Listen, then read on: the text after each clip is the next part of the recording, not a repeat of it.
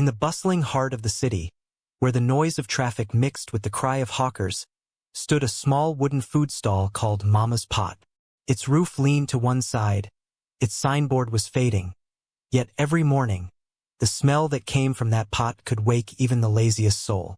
Ethan, a young man with tired eyes and calloused hands, stood behind that stall. He had inherited it from his late mother, a woman whose laughter once filled that very street. She used to tell him, "Ethan, food cooked with love can heal even a broken heart." But love, as Ethan had come to learn, didn't pay rent. After his mother's death, his uncles and cousins gathered in the family compound to share what was left of her belongings. They took her sewing machine, her radio, and even her little savings box. When Ethan protested, one of his cousins, Luke, sneered, "You can keep her old cooking pot. That's all you're good for." From that day, the boy became the mockery of his family. They called him the Pot Boy. Whenever they passed his stall, they laughed. "Ethan," Luke would shout from across the road, "when will you stop selling stew to bus drivers and start living like a real man?" But Ethan never replied with anger. He simply smiled, wiped his hands, and served the next customer. Inside, though, his heart burned. He promised himself that one day, they would eat from his table not out of pity, but out of respect. Each dawn, he rose before the city stirred. He washed his mother's old pot and stirred her recipe of jollof rice and stew. The smoke filled the air like a song of hope. His only helper was a little girl named Grace, an orphan who helped carry trays to customers in exchange for food. Together, they worked side by side, two survivors trying to stay afloat in a world that only applauded success. Life was hard. The city was cruel. Some days he sold nothing. Other days, rain washed away his customers. Once, his landlord threatened to throw him out because the stall made the street look dirty. Still, Ethan refused to quit.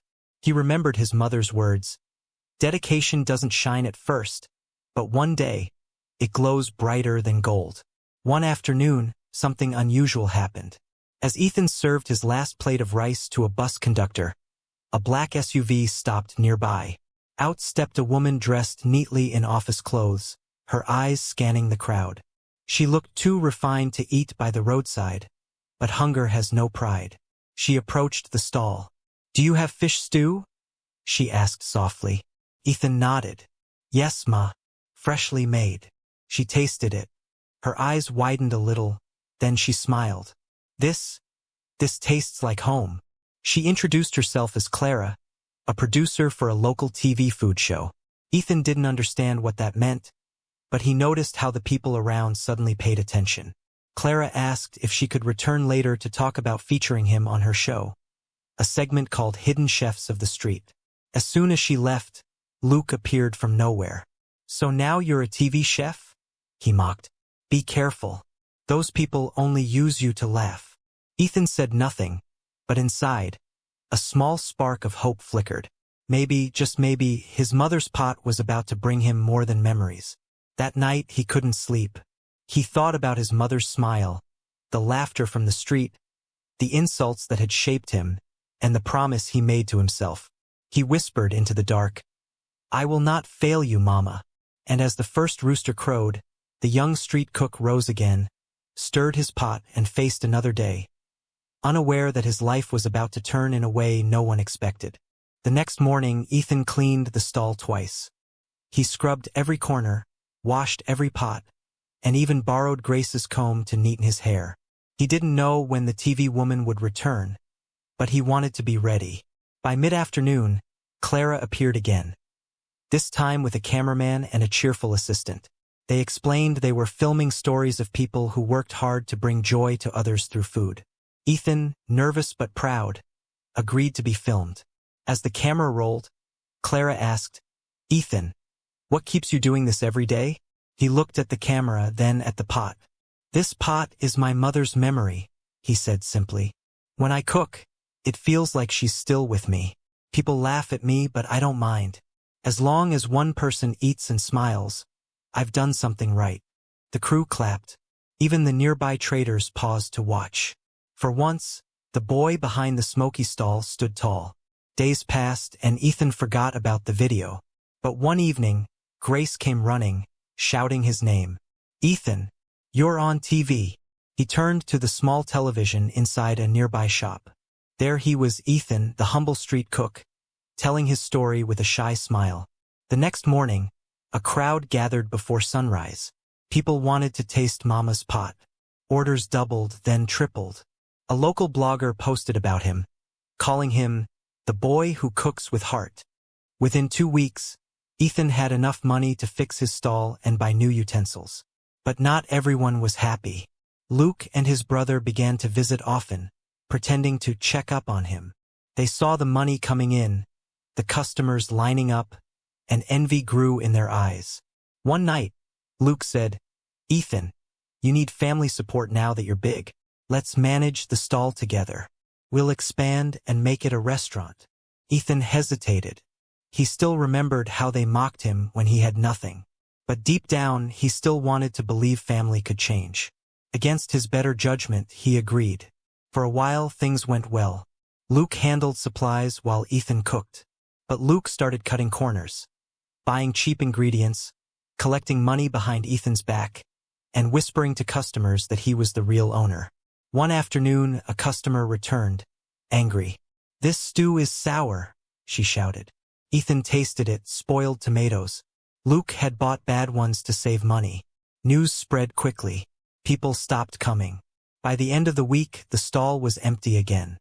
Clara called to ask what happened. Ethan didn't tell her the full story. He just said business was slow. But she knew something was wrong. That night, Ethan sat beside the pot and cried quietly. Grace, wiping tears from her own eyes, said, "Ethan, don't stop. Mama wouldn't want you to stop." He nodded slowly. "They've taken everything from me before. I won't let them take my hope." The next morning, he went to the market himself. He bought fresh tomatoes, onions, and fish. He worked from dawn till noon, pouring his pain into every stir of the pot. When the stew was ready, the smell filled the street once more, richer, deeper, full of something the heart could feel. The same customer who had shouted at him the week before came back, drawn by the scent. She tasted it and smiled. "Ah, this is the taste I came for." Ethan didn't know it yet, but that customer was no ordinary woman. She worked at a popular restaurant chain in the city. And by the next week, she would return, not as a customer, but with an offer that could change Ethan's story forever. The next Saturday, the street was quieter than usual when a sleek car stopped in front of Ethan's stall. From it stepped a tall woman in a crisp white shirt, the same lady who had tasted his stew the week before. Her name was Olivia, the head manager of Tastetown, one of the biggest restaurant chains in the city. She smiled warmly. "Ethan, right? I came here to talk business." Ethan wiped his hands, nervous but hopeful. "Yes, ma. Please have a seat." She explained that her company was planning to open a new branch focused on authentic street food. Something honest. Something with soul. "Your cooking reminds me of my mother," she said. "We want you to join our team. Maybe even run the menu for the new branch." Ethan almost dropped his spoon. Grace squealed with joy, clapping her hands. "Ethan, Mama's pot will go big," she shouted. Olivia laughed. "You'll need to leave the street stall eventually, but your story, your spirit, is what we want to keep." It sounded like a dream finally unfolding. Ethan signed a small agreement, and within weeks, Mama's Pot had a corner in one of the busiest malls in town.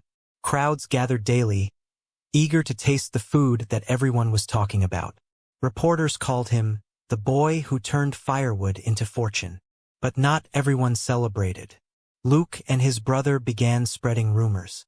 They told relatives that Ethan had stolen the recipe from their late aunt, that he used charm to gain fame.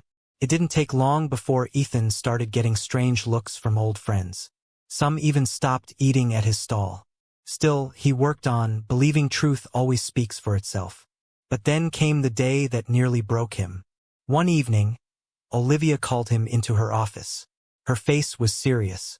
"Ethan, we've had a problem," she said, sliding her tablet across the desk.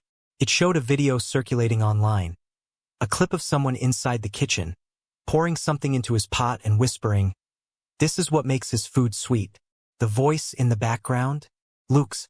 The video went viral, and the internet was merciless. Headlines screamed, "Street cook exposed, uses tricks in food." Customers stopped coming. The restaurant suspended him while they investigated. Ethan was shattered.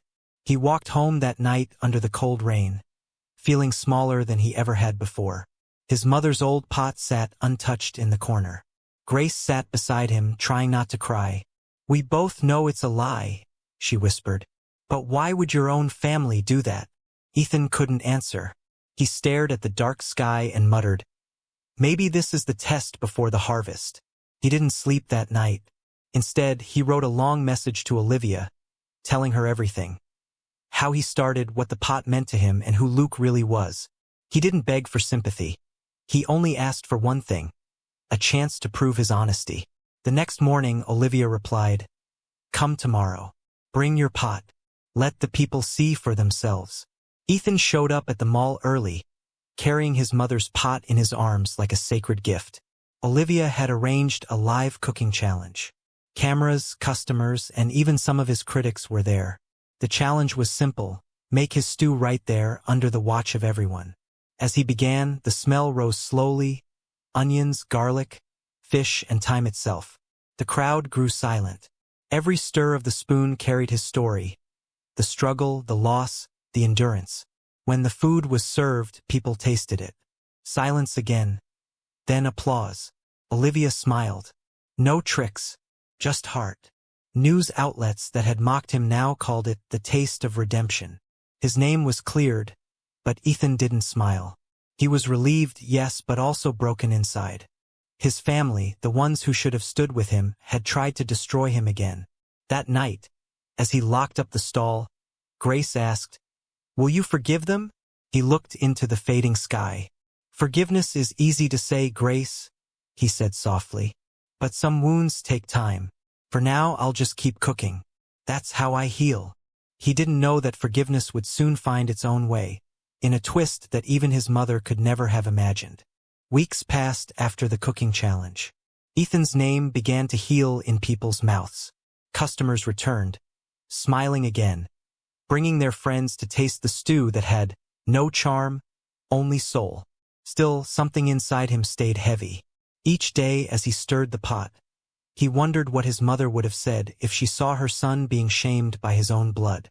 But he kept his peace, working silently, while Grace helped serve food and greet the growing line of customers. One hot afternoon, as the sun baked the busy street, a young boy ran into the shop, panting. "Ethan, come quick," he shouted. "Something has happened at your uncle's house." Ethan frowned but followed him. When he arrived, the compound was in chaos. Luke's brother was kneeling on the ground, crying. Their small grocery shop, the one they opened after he became famous, was gone. Burned overnight. Nobody knew how the fire started. Luke stood aside, pale and quiet. When he saw Ethan, shame filled his face. He didn't say a word, but his eyes told a story of regret and fear. Some neighbors whispered, "This is the harvest of envy." Others nodded quietly. Ethan felt torn. Part of him wanted to walk away and leave them to their fate. But then he remembered the words his mother always said before bedtime. "No one climbs alone. Even when others push you down, you must still rise with an open hand." That night, Ethan could barely eat. Grace noticed. "You're thinking about them, aren't you?" she asked. He sighed. "They ruined my name, Grace. But I can't pretend I don't feel their pain. What kind of man would I be if I did nothing?" The next morning, Ethan went back to his shop and withdrew part of his savings. He didn't tell anyone, not even Grace. He bought sacks of rice, oil, and some cooking supplies and took them to Luke's compound. When he arrived, the family went silent. Luke looked up, confused. "Why are you here?" Ethan set down the items. "You don't have to like me," he said calmly. "But hunger doesn't wait for pride." Luke's wife started to cry. Luke dropped his gaze. "Ethan," he whispered, "I don't deserve this. I was jealous. I thought if I pulled you down, people would forget your name and remember mine. But the truth is, his voice broke. You worked harder than all of us combined. For a long time, Ethan said nothing. Then, with a tired smile, he replied, maybe now you'll understand that hard work doesn't need to shout. It speaks on its own. He turned to leave, but Luke stopped him. Please teach me. I want to start over, even if it means washing plates in your shop. Ethan looked at him for a moment, then nodded slowly. Come tomorrow morning. The door will be open. That night, Grace couldn't believe it. You forgave them? She asked in disbelief. Forgiveness isn't for them, Ethan said quietly. It's for me. If I carry anger, it will burn everything I've built. I just want peace. From that day, Luke worked beside Ethan. It wasn't easy. Some customers whispered, calling him the jealous one. Others refused to eat if he was serving. But Ethan made sure Luke stayed, reminding him, people forget noise, but they never forget change. Months passed. Slowly, customers began to notice Luke's humility, how he arrived before everyone and left last, cleaning and learning. The brothers didn't talk much, but a silent trust began to grow again. Then one evening, Olivia returned to the stall. She smiled when she saw both of them cooking together. You two remind me of something my grandmother used to say, she told them. When a tree bends and doesn't break, it becomes stronger after the storm. She turned to Ethan. I've been watching you. There's something we want to do.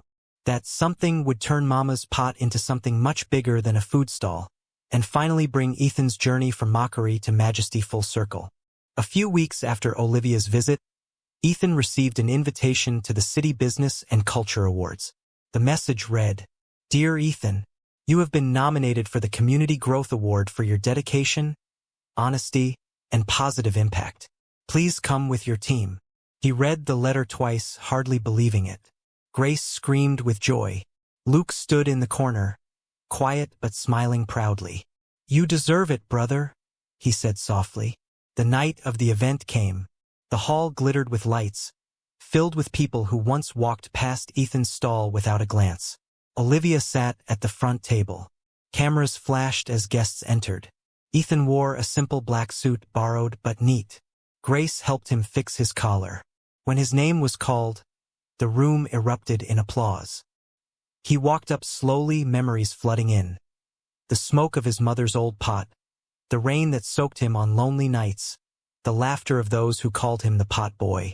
As he received the award, the host asked him to say a few words. Ethan stood at the microphone, looking out at the crowd. He smiled gently. I didn't start cooking to be famous. I started because I had nothing else.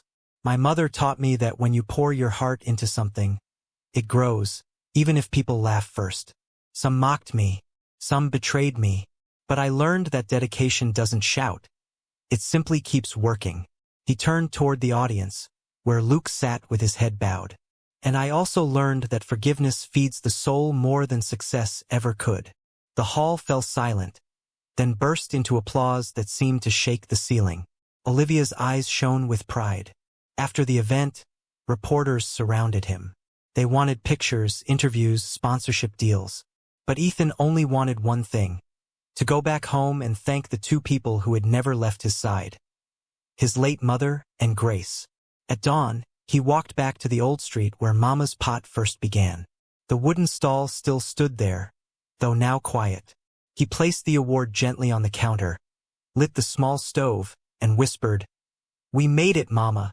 Grace joined him, smiling through tears. Luke soon arrived too, carrying new ingredients.